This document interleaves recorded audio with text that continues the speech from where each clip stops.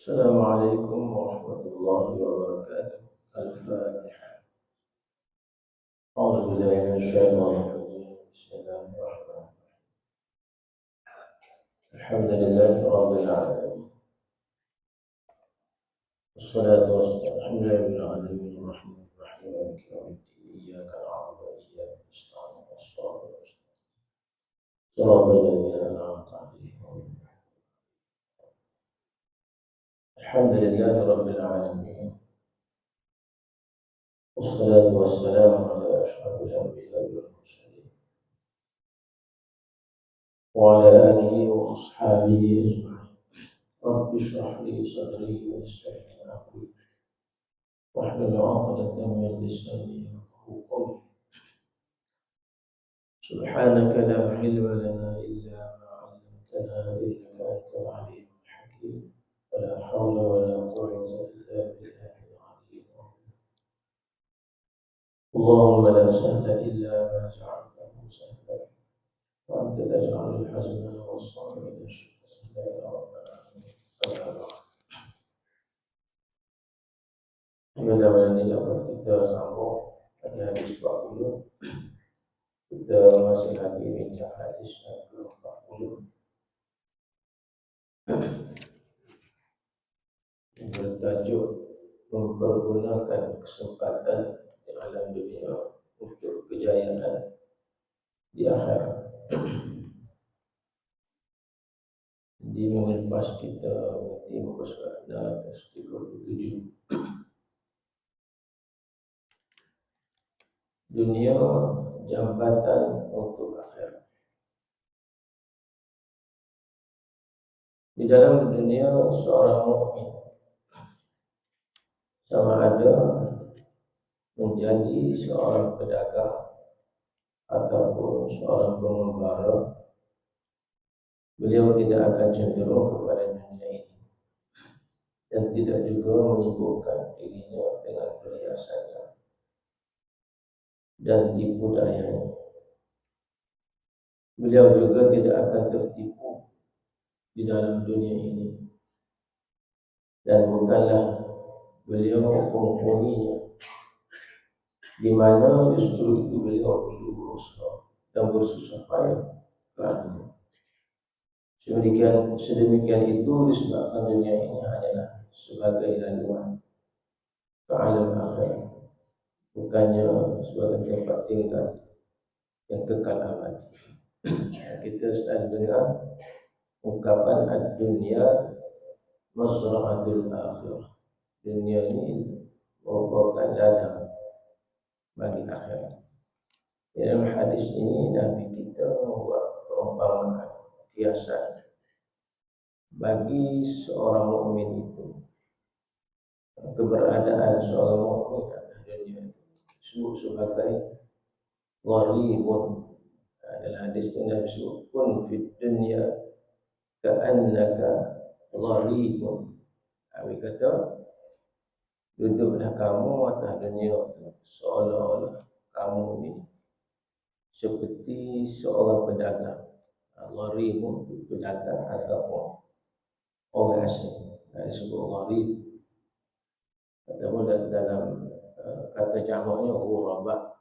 Kalau selalu kita dengar ghuraba. Nabi pun cerita tentang agama kita ini juga. Bada'al Islamu ghariban. Nabi sebut wa sayaudu ghariban kama bada. Fatuba lil ghuraba. Bermula agama Islam kita ini suatu ketika dulu dalam keadaan asing, gharib.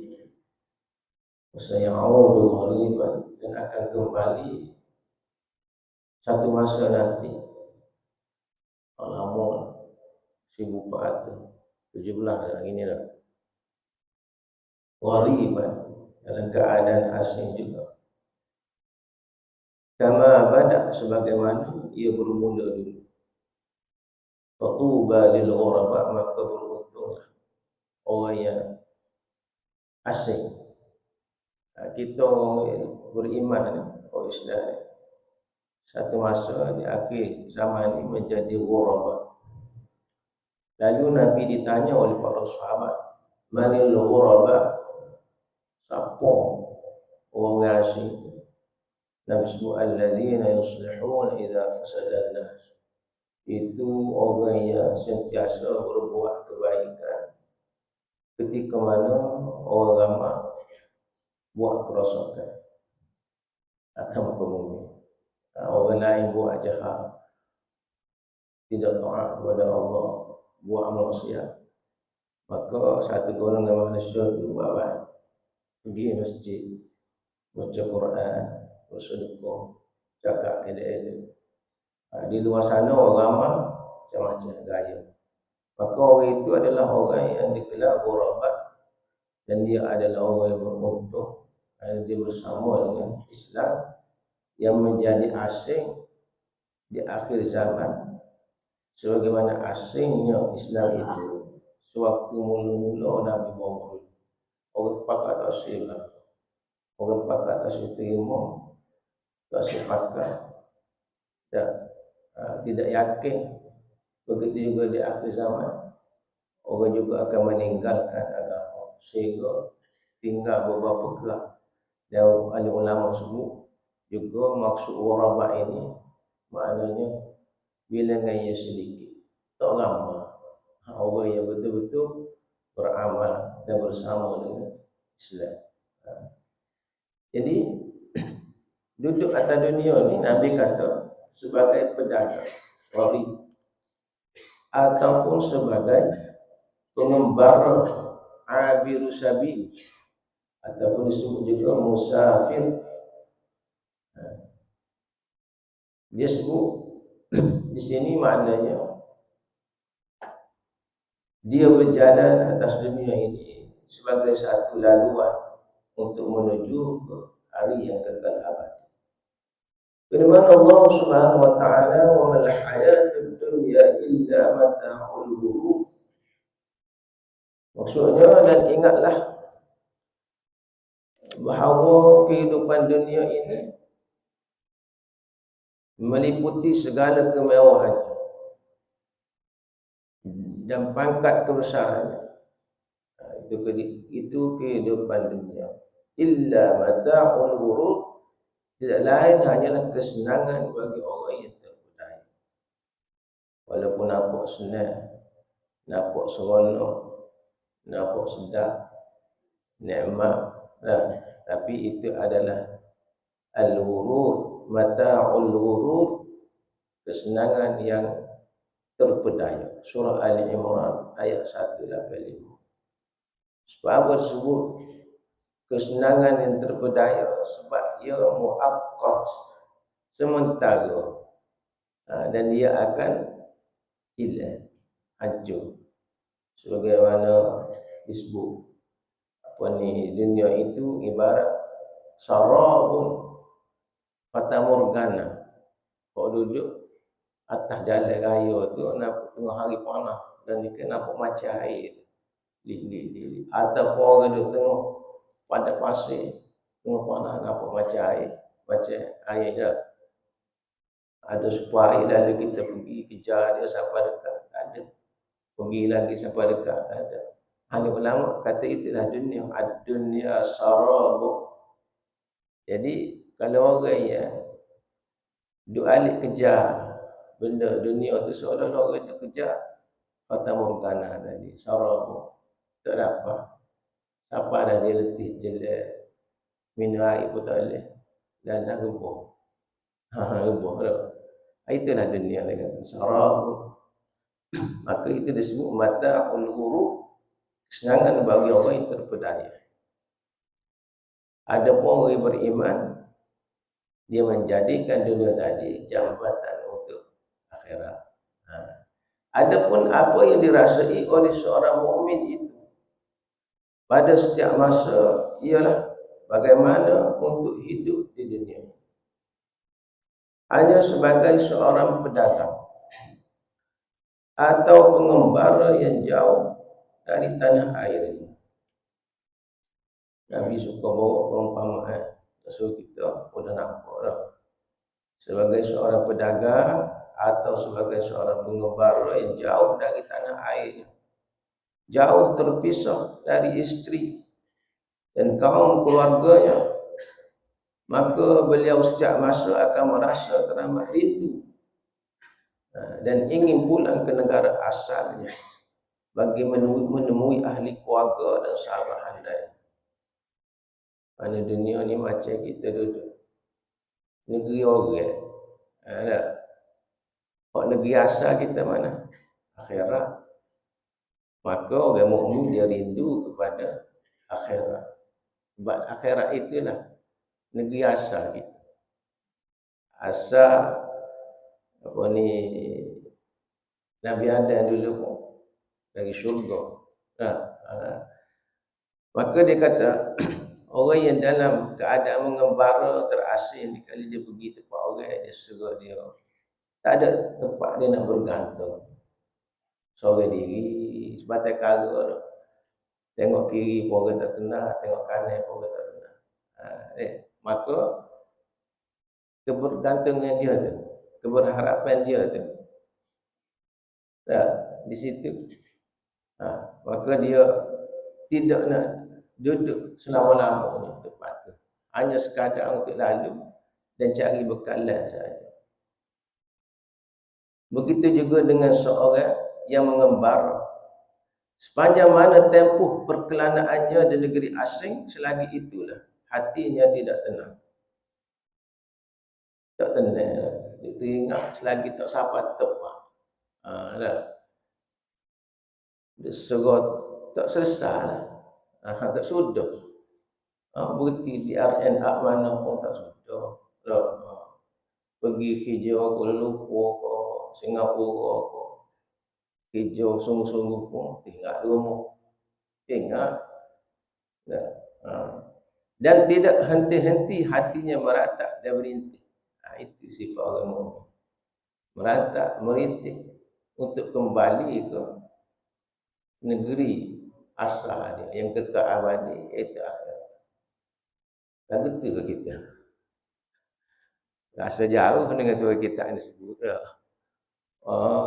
Kata-kata kita suka takut nak mati je dah. Takut. Kalau sakit sikit kita pergi cari ubat dapat kita. Cari ubat. So sakit kepala sikit telepan ada dah.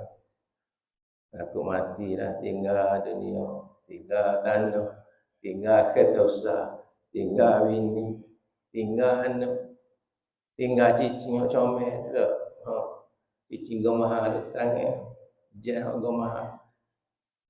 Boleh kau orang hidup. Kita mikir kita dah.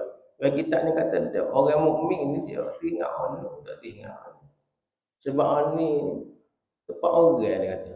Bukan tempat dia. Lagu tu.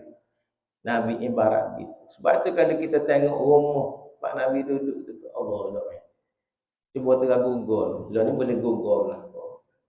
Ada apa ni zaman bila dia boleh masuk cuci dalam rumah Nabi. Tak ingat ada zaman pemerintah khalifah mana. Tak ingat ada. Tapi dia boleh masuk cuci rumah Nabi. Dia sempat mana tengok suasana bilik Nabi, bilik Sayyidatina Aisyah. Buat dengan pelupuh tamar, batai tamar. Jauh jelak dengan kita. Sebab Nabi kita dia sangat faham. Dunia ni tempat tinggal sekejap, tempat singgah. Jangan rumah orang, bukan rumah kita. Rumah kita sebenar akhirat. Oleh yang demikian, beliau sama sekali tidak akan membina rumah yang cantik-cantik. Lawan dengan kita lah, kita buat rumah cantik-cantik, besar, bertikar-tikar dan kukuh, dan tidak akan memenuhkannya dengan tilam yang empuk dan perabot yang mahal-mahal. Sebaliknya, beliau redha dengan apa sahaja yang mampu disediakan olehnya. Manakala beginilah sifat kita, sikap kita, tak adalah perbalahan, tak adalah perebutan, tak adalah dengki-mendengki. Sebab kita sekadar pandai dah aku nak duduk tempat sementara ni. Tapi disebabkan kita belum nak bina rumah comel, kukuh, nak cari perabot mahal, maka nak cari piti. Apa yang disebutkannya ialah mengumpul hadiah-hadiah dan cenderamata yang akan digunakan untuk berseronok-seronok di negara asalnya. Dia kumpul sebanyak mana kalan untuk dia buat balik ke tempat dia asal. Kan dia pergi kerja Singapura, pergi kerja Johor, dia simpan. Sebab kita tengok orang Indo mai kerja di Malaysia, dia kumpul piti. Lepas tu dia beli tempat dia kata dia boleh tahan orang Muslim. Bukan orang Muslim ni. Hidup di dalam lingkungan ahli keluarga dan kaum kerabatnya. Kerana bila tahu bahawa di sanalah tempat tinggal yang kekal abadi, yakni akhirat. Begitulah seorang mukmin berzuhud di dalam kehidupan dunia. Lantaran dunia itu bukannya tempat kekal, bahkan kehidupan dunia cumalah sedetik dibandingkan dengan kehidupan akhirat. Sedetik je kita sebut. Firman Allah Subhanahu wa taala, "Fama mata'ul hayatid dunya fil akhirati illa qalil." Maksudnya, padahal kenikmatan hidup di dunia itu ini hanyalah sedikit kalau dibandingkan dengan kehidupan di akhirat. Surah At-Taubah ayat 13. Firman Allah Subhanahu wa taala, "Innama hadhihi al-hayatud dunya mata' wa innal akhirata hiya darul qarar." Maksudnya sesungguhnya kehidupan dunia ini hanyalah kehidupan sementara. Banyak ayat Allah Ta'ala beritahu dunia ini hidup sementara. Allah yang mencipta kita dan Nabi yang menjadi Rasul kepada kita, ayat kita sebut sama dunia ini sementara, dunia ini sementara. Dan patutnya kita yang sangat yakin. Wa innal akhirah, dan sesungguhnya akhirat itulah ia darul qarar, negara yang kekal abadi. Surah Ghafir ayat 29.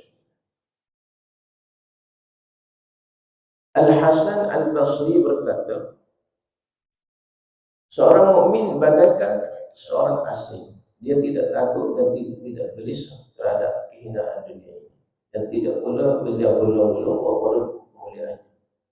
Antara dia dengan manusia memiliki urusan masing-masing yang berbeza. Dia tak kisah orang kata apa atas dunia ni, sebab dia kira tidak lama, tidak kekal. Tapi kita kisah kalau orang kritik ke apa, janganlah. Dia tidak ada perlombaan berebut dunia. Kata Ibnu Majah, setelah Allah SWT mencipta Adam AS, Allah SWT menempatkannya bersama-sama istrinya di dalam syurga. Kemudian diturunkan dari syurga itu dan dijanjikan untuk dikembalikan semula ke dalam bersama-sama orang yang saleh dari zuriatnya. Maka kita akan kembali semula ke syurga sebagai mukmin yang saleh. Maka seorang mukmin itu untuk selama-lamanya rindu terhadap negara asalnya, dan cinta pada negara adalah sebahagian daripada iman. Jadi kita rindu pada negara asal kita, yakni syurga, alam akhirat ini.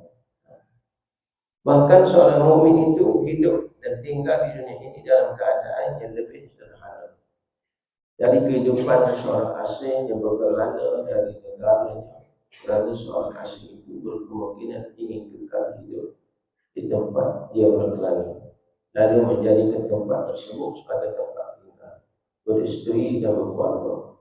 Tidak demikian keadaan orang mukmin yang tinggal di dunia. Dia bagaikan seorang musafir yang sedang berada di tengah perjalanan. Dia berlalu bagaikan seorang yang melalui suatu tempat.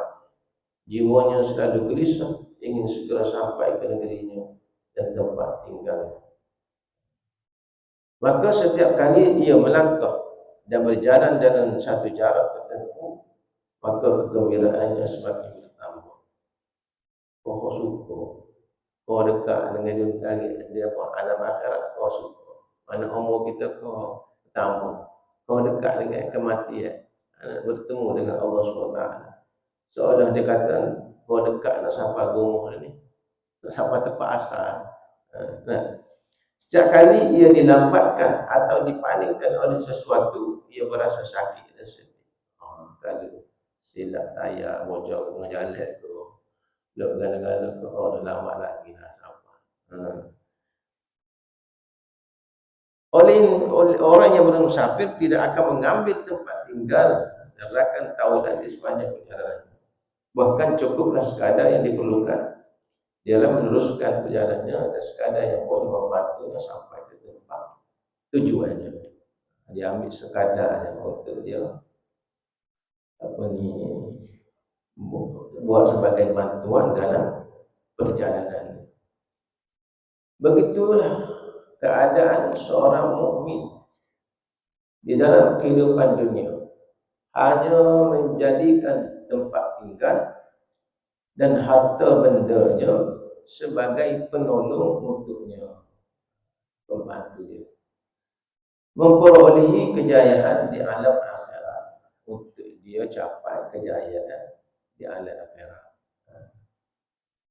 Kejayaan dengan memperolehi keredaan Allah Subhanahu wa ta'ala. Perhatikan firman Allah SWT yang berikut ini. Alladzi khalaqal mauta wal hayata liyabluwakum ayyukum ahsanu amala. Maksudnya, yang menjadikan mati dan hidup supaya dia menguji kamu siapa yang lebih baik amalan. Surah Al-Mulk ayat 2.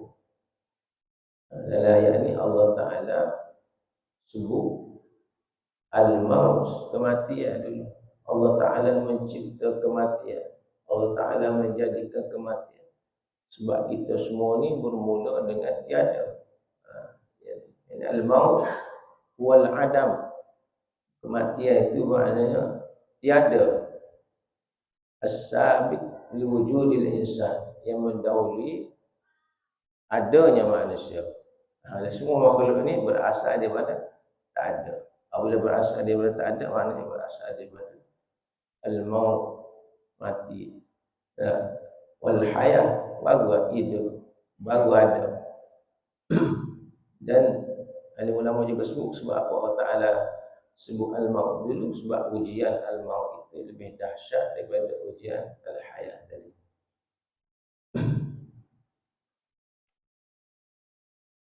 Ia hanya bersahabat karib dengan seorang yang boleh menunjukkannya jalan dan membantunya untuk sampai ke tempat tujuannya dengan selamat. Apabila duduk atas dunia tadi, dalam perjalanan sebagai seorang musafir dan sebagai seorang yang asing, berdagang, maka dia cari sahabat dia untuk teman dia dalam kehidupan. Ada ini disebut dalam umpamaan Arab, ar-rafiq qabla at-tariq. Kena cari saing, kena cari kawan, kena cari sahabat. Pilih saing, pilih kawan, pilih sahabat qabla at-tariq, sebelum kita bermusafir, sebelum kita meneruskan perjalanan. Dan Nabi juga mengajar kepada kita supaya kita ni memilih kawan-kawan yang boleh menolong, membantu kita, terutamanya dalam agama kita. Dan Nabi beri peringatan, al-mar'u ala dini khalilihi. Seseorang itu agama dia mengikut kawan dia. Mana cara dia hidup, cara dia berfikir, cara dia bercakap, cara dia bertindak, ikut style dia. Kalau dia bersaing dengan orang macam mana? Orang suka duduk ngopi sama kedai kopi, ngopi je. Orang suka ngai dia. Orang suka gapo. Maka Nabi sebut al-mar'u ala dini khalilihi. Orang tu dalam beragama dia ni ikut style dia. Allah Ta'ala berfirman, al-aqilla yawma idzin ba'duhum li ba'din aduwwun illa al-muttaqin. Teman-teman akrab, al-akhilla itu maknanya teman-teman akrab, saing, sahabat, taulan kita. Yauma izin, pada hari tersebut, pada hari akhirat nanti, pada hari kiamat nanti. Allah Ta'ala sebut ni, ba'duhum li ba'din adu, menjadi musuh bagi sebahagian ialah atas dunia dulu dia berkawan, dia bersaing, tapi dia tidak bersaing dan dia tidak berkawan kerana mencari keredaan Allah. Tapi atas dasar lain, kadang-kadang dia berkawan itu banyak ke arah melakukan maksiat terhadap Allah SWT. Maka orang yang berkawan dan bersahabat begini atas dunia, di hari akhirat nanti dia berpahala. Saing tak mengaku saing dia pakat lagi. Illa muttaqin, kecuali orang yang bertakwa. Orang bertakwa ni dia cari saing dia. Bahkan diberi keizinan oleh Allah Ta'ala cari saing dia dalam syurga. Geret saing dia dalam syurga. Dulu atas dunia dia kata saya aku ni rajin sembahyang 5 waktu sekali atas masjid. Tapi aku mana pergi saya aku? Rupa-rupa saya dia dalam neraka.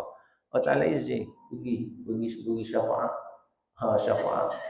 Begitu sekali persahabatan yang diasaskan atas takwa kepada Allah SWT. Sebab itu golongan ini diberi jaminan oleh Nabi kita pada hari akhirat akan berada di bawah naungan Arsy.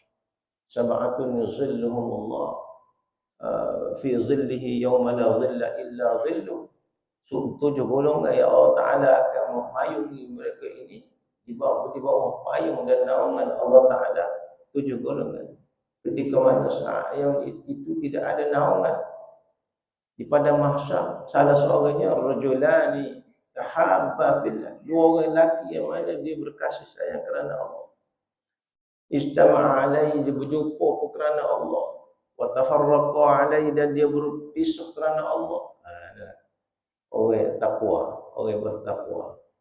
Maka orang ini dari akhirat dia akan saling cari, tapi orang yang berkawan ataupun bersahabat di dunia bukan mencari redha Allah ini, dia akan menjadi musuh di hari akhirat nanti. Allah Ta'ala suruh al-akhillah yawma idzin ba'dhum li ba'din adu. Jadi mencari kawan ini penting.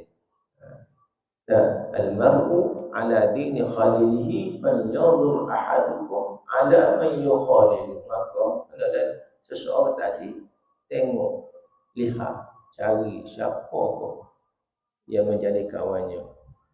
Dan kita sebagai ibu bapa contohnya kena cek, kena selidik anak-anak kita siapa sayang. Dan kita sendiri pun cek diri kita siapa sayang kita.